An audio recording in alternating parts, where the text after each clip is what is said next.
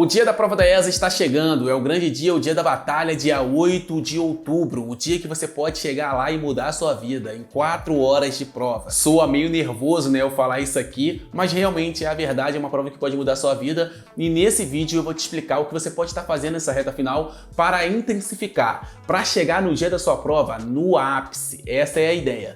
Fica nesse vídeo aqui até o final porque eu tenho certeza que ele vai te ajudar. Eu já fui reprovado, já cheguei lá, já tomei pau em prova, já fiquei nervoso.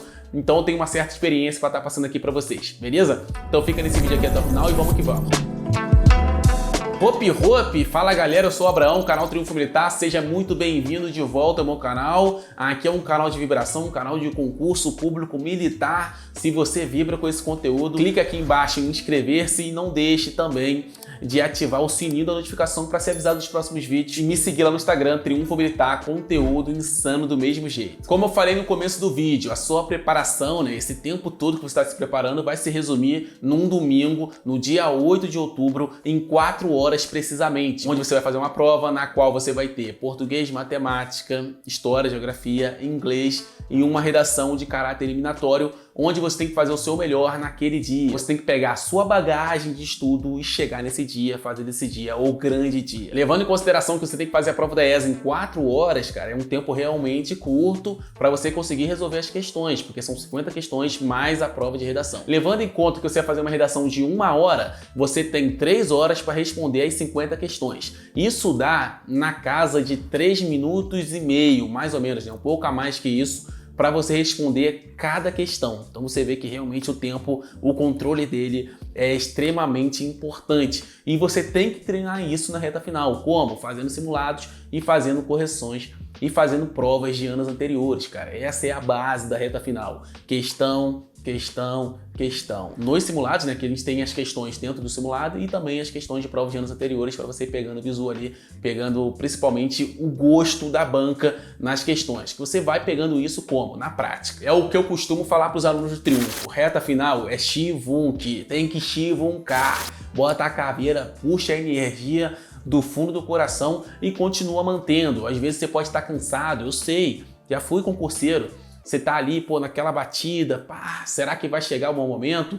Continua, cara, continua estudando, essa reta final é muito importante, sim. A gente pode considerar aí, né, que o principal é você estudar dia após dia, né, montar o seu tijolinho e também essa reta final que você busca a intensificação para você chegar bem na prova mentalmente, bem de saúde também, que é muito importante e principalmente, cara, acreditando que você vai chegar lá e vai acabar com aquela prova. Não tem para ninguém. Em cima dessa questão de você ter um controle emocional, você também tem que ter a questão da estratégia nessa reta final para você melhorar essa sua questão de estudo para chegar lá na prova com uma bagagem melhor. Então a gente tirando como parâmetro a prova da ESA, esse vídeo aqui é específico da prova da ESA. Ano passado nós tivemos uma prova, cara, uma prova muito bichada em relação às questões que foram anuladas, né? O que atrapalhou muito a banca da ESA. Eu espero de verdade que a ESA prepare uma prova muito melhor para esse ano, porque acaba que as questões anuladas atrapalham muito aquela pessoa que estuda. O cara que estuda, ele realmente vai acertar a questão. E ele não vai levar em consideração um detalhinho que tem ali ou outro, tá? O cara vai acertar a questão e ponto.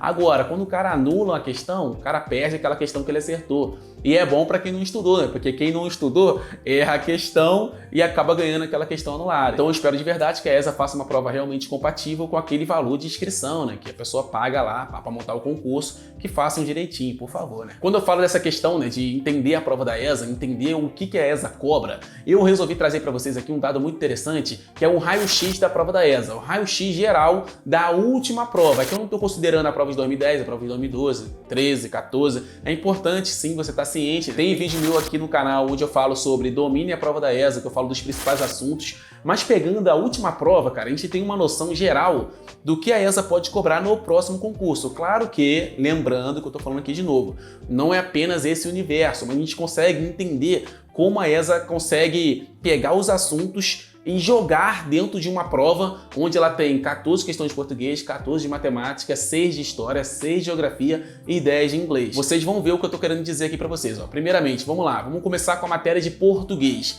Dentro da prova de português do ano passado, como a ESA cobrou esses assuntos? Só para você ter noção da divisão de como a ESA costuma dividir os assuntos, isso aqui é muito comum em outras provas. você tem 3 questões de interpretação, uma questão de tipos de linguagem, uma questão de formação de palavras, 2 questões de figura de linguagem. Olha aí, cara, figura de linguagem, pô, um assunto muito recorrente.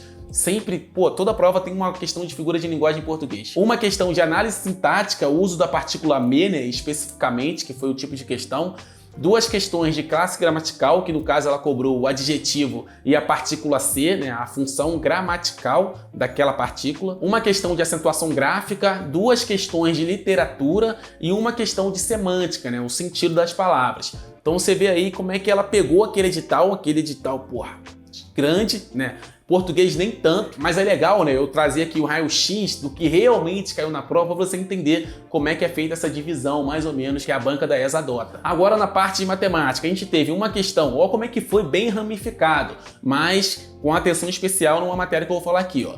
Uma questão de análise combinatória e uma questão de probabilidade. Probabilidade e análise combinatória é uma matéria que, pô, são matérias que se comunicam entre si, tem que saber uma para saber a outra, é legal. Uma questão de progressão aritmética, que cai mais do que progressão geométrica na ESA, 2 questões de geometria analítica, 2 questões de geometria plana, uma questão de geometria espacial. Então a gente tem aí 5 questões das 14 da prova de geometria. Cara, geometria na EA, geometria na ESA, é uma matéria muito recorrente, tem que estar ligado nessa reta final. Uma questão de função do primeiro grau, uma questão de função modular, uma questão de proporcionalidade, né, que ela pegou, basicamente a questão aqui foi em relação à escala de um mapa, né, onde você tem uma escala, tem que passar para uma escala real. Essa foi a questão de proporcionalidade que caiu.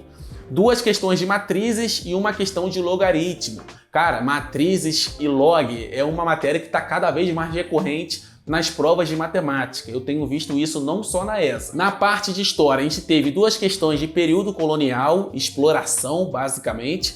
Uma questão da República Velha, né, que teve principalmente revoltas, galera. Revolta aqui, revolta ali, guerra de não sei o que. Fica ligado que a ESA cobra muito isso aí. Uma questão do governo de Juscelino Kubitschek, também, né? Tu vê que é um tema mais atual, mas a ESA cobrou. E uma questão de período militar, né? Regime militar, o que for. E uma questão da invasão holandesa no Nordeste também caiu na prova. Fica ligado, tu vê aí que dentro de História e Geografia, você vai ver que os assuntos são bem ramificados, porque assim, são 6 questões dentro daquele edital enorme. Então, ela vai pegar uma questão daqui, uma questão dali, uma questão dali, outra aqui. Dificilmente vai ter 2, 3 questões de um mesmo assunto, como acontece em matemática, por exemplo. No caso de história, a gente teve, né, até 2 questões de período colonial. Aí dentro de geografia, vem comigo, rapaziada. Tá tirando print disso aí que eu tô mostrando, né? Isso aqui é o ouro. Comente aqui embaixo, ó, se você vai passar na prova da ESA, porque eu quero saber se você realmente tá com essa energia de aprovado. Manda aqui nos comentários que eu vou responder vocês, beleza? Então, dentro de geografia, a gente também tem os assuntos bem ramificados.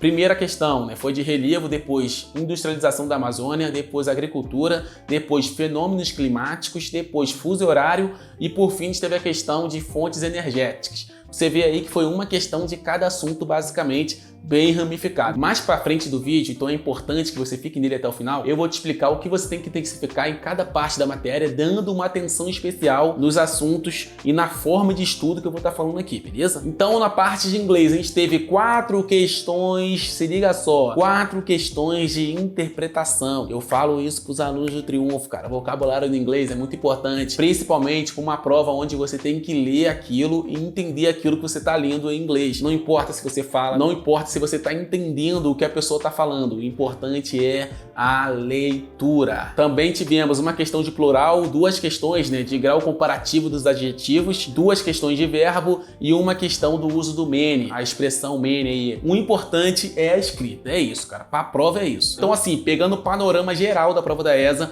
o que eu considero importante de você não deixar de fazer nessa reta final em cada matéria. Se liga só.